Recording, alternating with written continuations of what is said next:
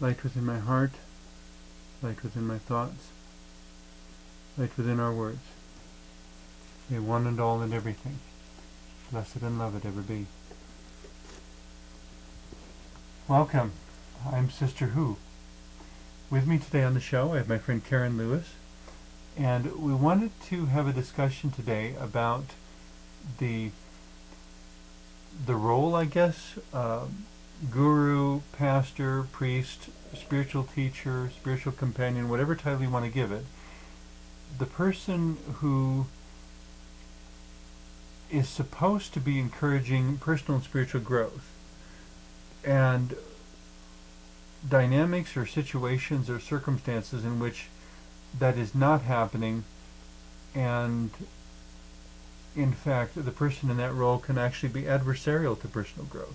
When somebody else is telling you, just do what I say, just do what I do, just do what I tell you to do.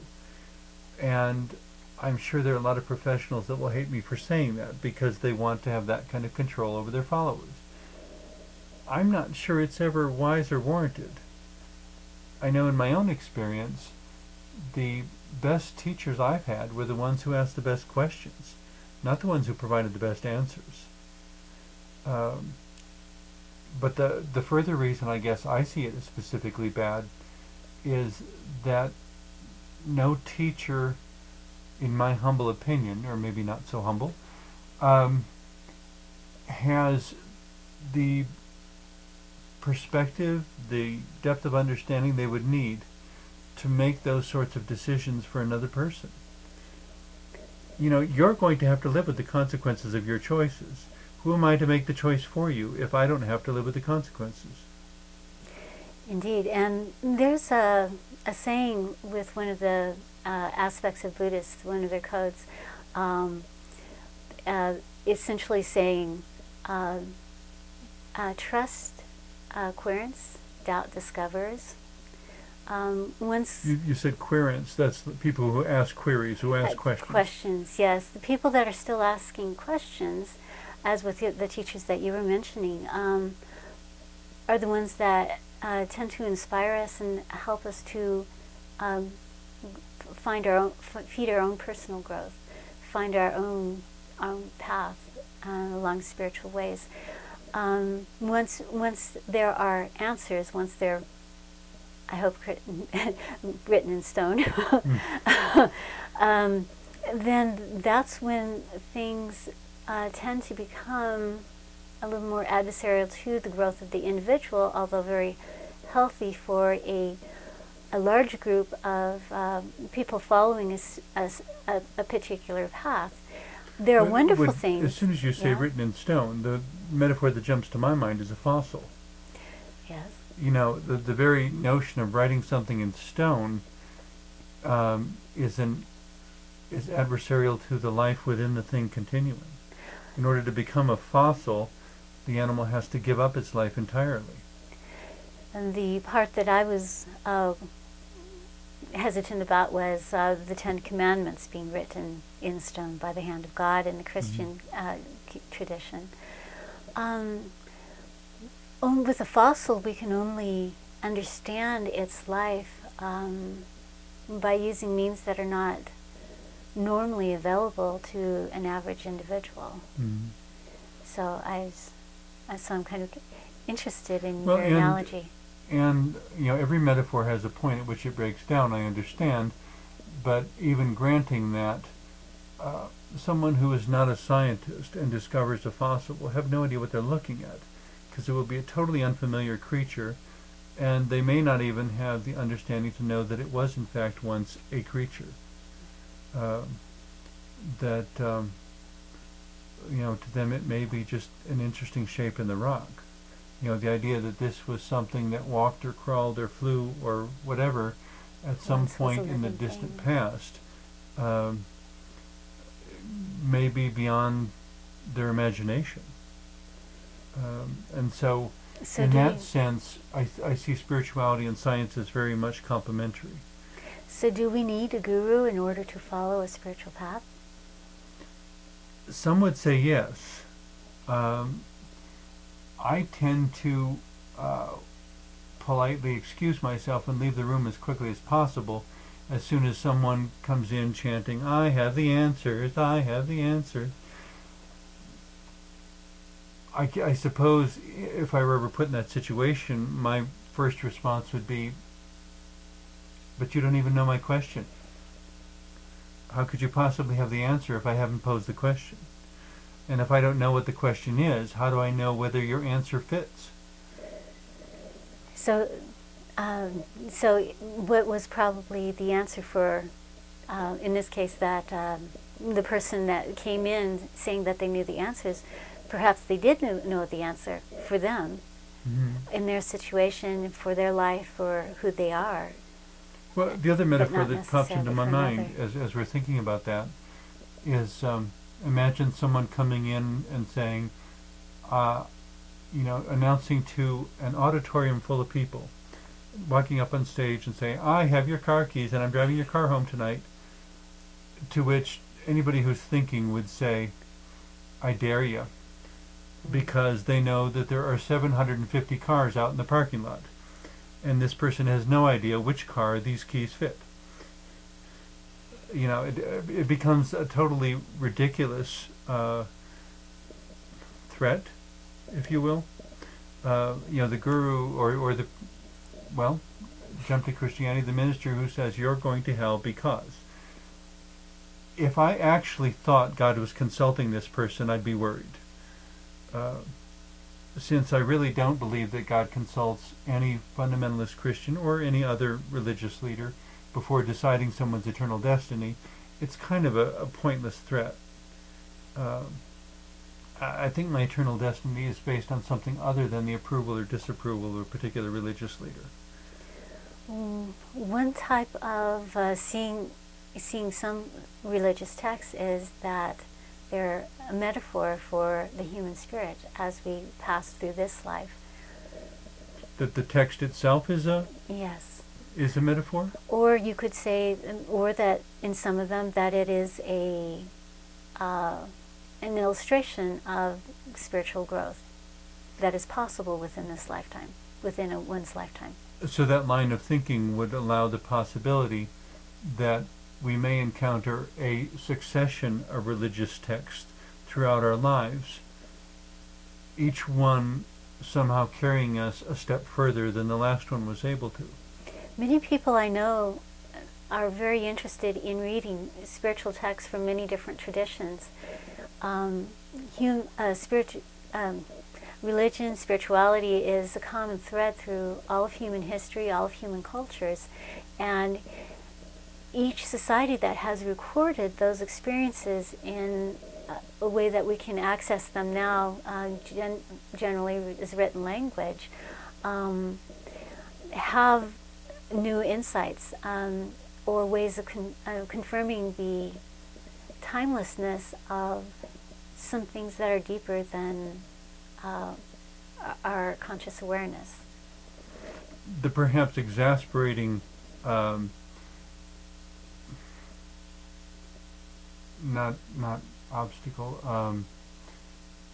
the thing that exacerbates or greatly complicates the situation, though, is when you have various texts, each describing the other as the deception.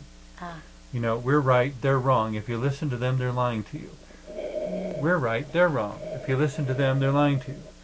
Well, as a person in the midst of this, who by sheer accident of birth may have been born into a Christian country or a Muslim country or a Jewish country or whatever country, by sheer accident of birth, it wasn't that you at least as far as we know in this life, you didn't make a choice of where to be born or when. Some New Agers would say we did or not, but for purposes of creating understanding around this, if everyone's accusing everyone else of being the liar, trying to find a basis for deciding who's telling the truth and who's not kind of leaves each of us with, as Jesus said, the kingdom of God is within you. Looking for some sort of spiritual resonance, some sort of, that rings true for me. For some people, they feel that the spiritual texts are their guru. And it's true that in some traditions, there is that element of denigration of a specific other, or of all others. On the other hand, those aspects of the text are not generally what one would consult for one's spirituality. Usually that is adversarial to growth there, because it is creating walls, it's creating a division, and... So one thing to watch out for is walls and division. Yes, because what is truly deep, what is common through all times and places with humans, is something that's deeper than any walls or divisions that could ever be made. And that is what makes it eternal. I think the thing that all humans have to remember is that if God is half of what God is described to be, God existed before humanity, and consequently may or may not completely resemble a human form. You know, maybe a consciousness of some greater magnitude, more multidimensional, more ancient, more energy-oriented. I'm not really sure. At the minimum level, I think the definition of God is that God is beyond human comprehension. And therefore, form doesn't matter. Or even if it's one or many. Mm-hmm. Or in what sense it is one or many. Yes. Whether it's one with many dimensions or many dimensions with a common thread, it becomes a very semantic kind of distinction. And that's what many of those gurus or those spiritual advisors come back with. This is what God looks like to that person. This is how many forms God has to that person. And I swear I've had New Agers become dogmatic with me and try to insist that there was only one correct way to use a quartz crystal. Which I find is very, very funny, but it's the dogmatism is more often the problem, which at the heart of dogmatism is the assertion that there is only one right answer, and my answer happens to be the only right one. And I don't think any of us can claim to have cornered the truth quite that way with any legitimacy. And anyone that's saying that they have is creating those divisions, is creating dogma, is creating... well, and is in a sense fracturing reality instead of affirming the interconnectedness of it. And that interconnectedness of it is what makes it work, what makes it good. Well, and the pervasiveness of it. I mean, I think in some sense God is invisible, and in another sense God is impossible to hide. Because there is something of the divine woven so thoroughly throughout all of creation. To me, it's kind of like the moon. It has been orbiting Earth for how many thousands, millions of years, depending on who you ask. Before human eyes. A very, very, very long time. It's been orbiting and orbiting and orbiting. And everyone over the entire face of the planet, everywhere on the planet Earth, at some point you get to see the moon. With all the different cultures and languages and religious perspectives, 1,000 different names have been assigned to this glowing white circle that goes through the night sky. With all its changes. And all of its changes in form and appearance, and the new moon and the full moon and so forth. Still, there it is. Nobody can claim to have cornered it, controlled it, owned it, what have you. And so, to me, the description of the moon by people in Asia is just as legitimate as the description by the people in South America or the people in North America or Europe or anywhere else.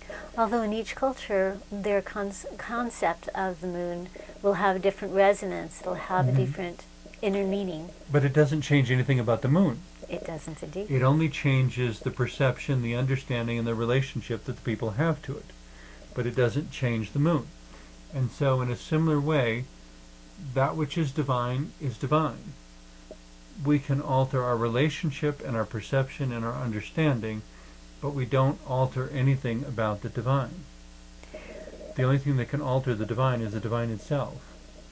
And I would say that each of us has an inner moon that is connected to the moon that we see out there that is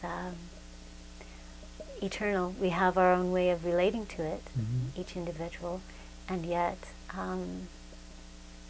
for myself, it's that the divine is highest wisdom and greatest love.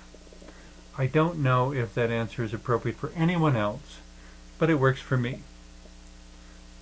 I encourage others to find what works for them, because it's not important to me what kind of relationship they have with the divine, as that they do have a relationship. Because there's something about the existence of the divine that calls us beyond ourselves. But that's where I come back to steering away from answers and steering toward questions. A question is a wide open invitation to new discoveries. Indeed. An answer is a period on a sentence at which you have to stop. And what is each new life if not something that adds to the whole, each new experience within each life, adding to the divine? Why else are we here? And why doesn't God speak to everyone the same way God speaks to me? I don't know. Go ask God. Why does God reveal God's self one way here and another way there?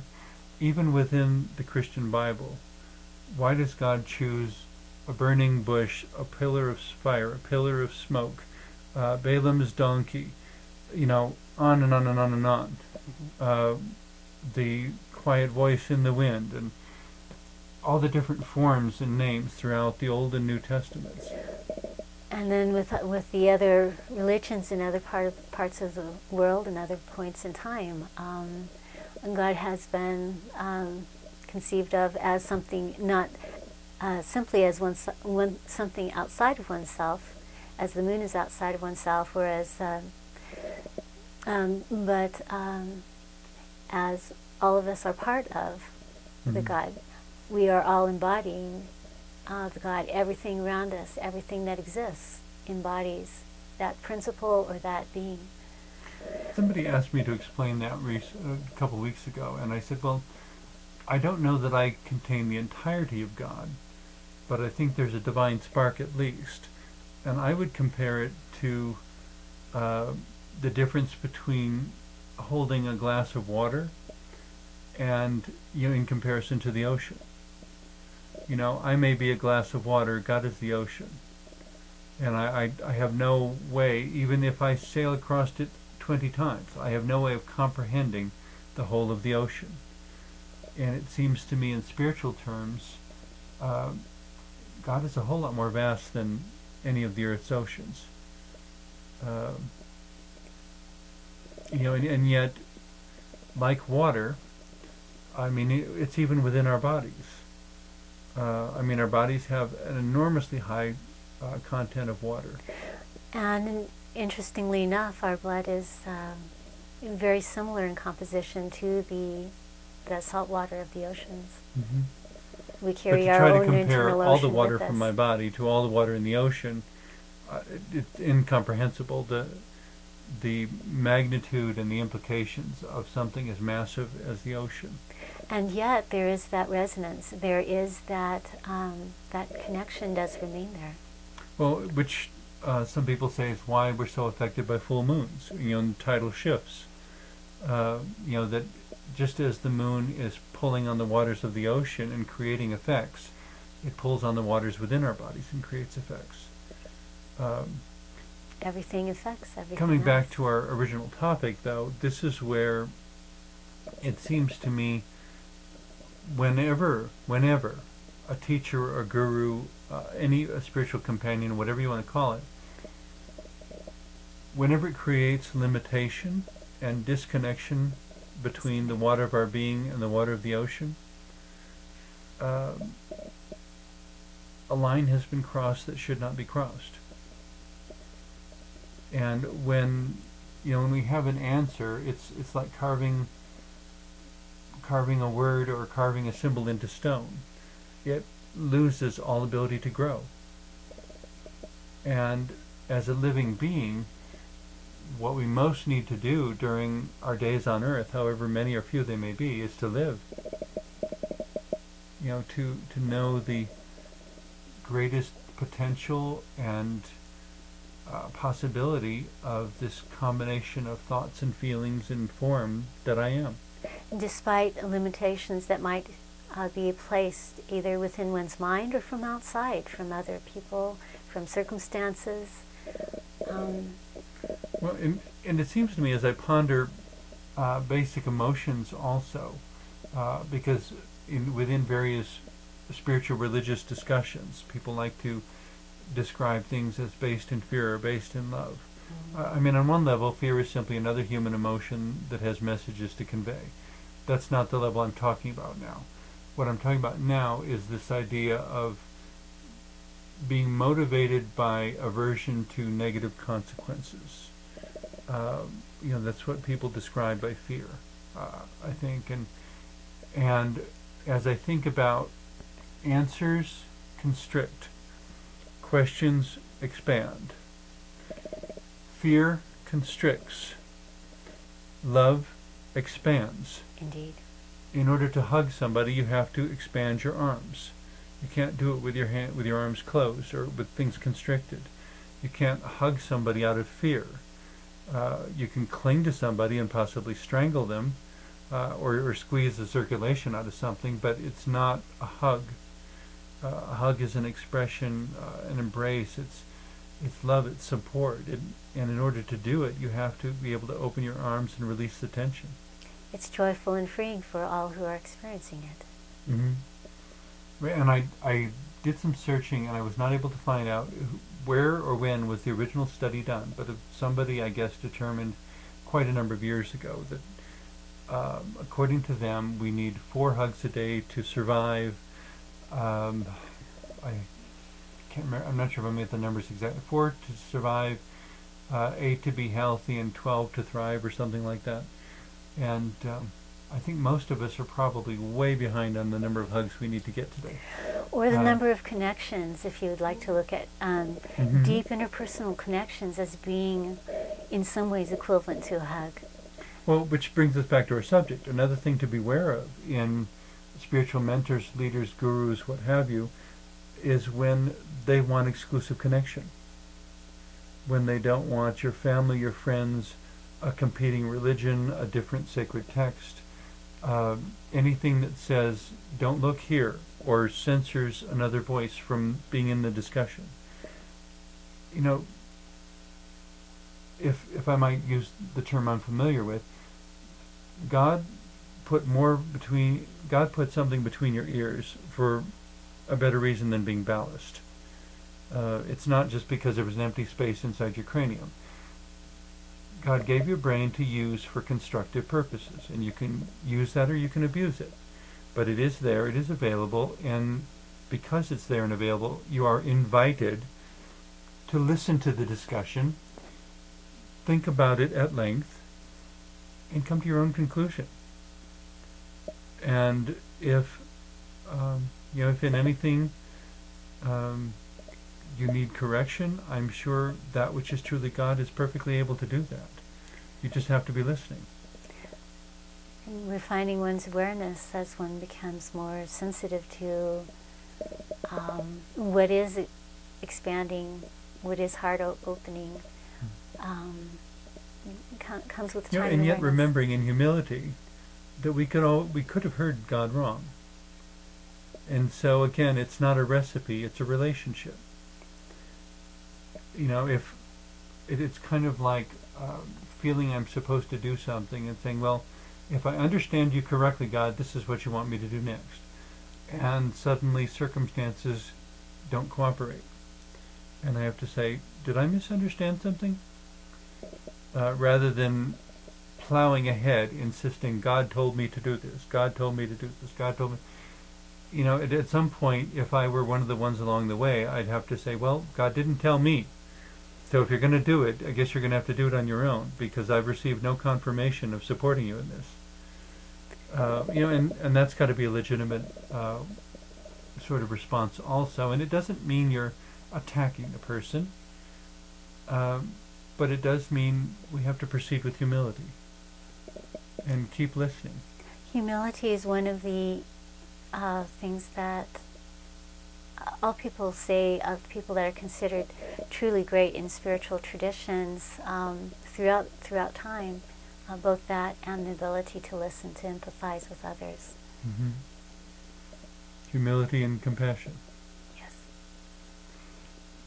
We've just got about a minute left before we run out of time again, because once again the time has gone so quickly. But final thoughts or comments on dealing with gurus? You've known a variety of spiritual teachers in your life, I guess. I have indeed. And is there a quality or something that you knew when they were a good teacher, or when it was time to leave?